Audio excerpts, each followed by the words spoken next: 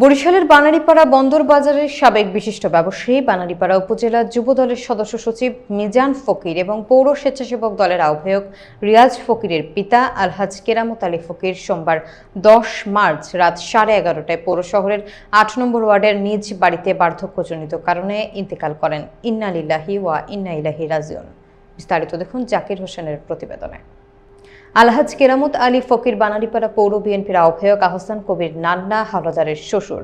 মরহুমের নামাজ জানাজা মঙ্গলবার 11 মার্চ সকাল 10টায় বানারীপাড়া ফায়ার সার্ভিস চত্বরে শেষ করে তার মরদেহ তাদের পারিবারিক কবরস্থানে দাফন করা হয়।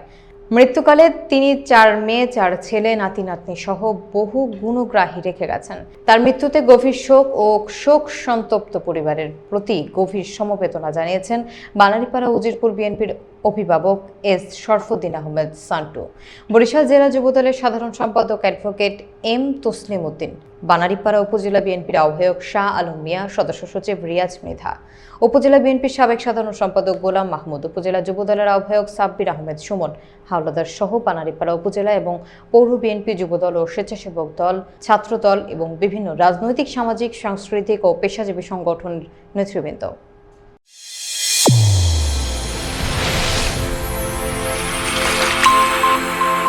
চ্যানেল A1 হৃদয়ের স্পন্দন।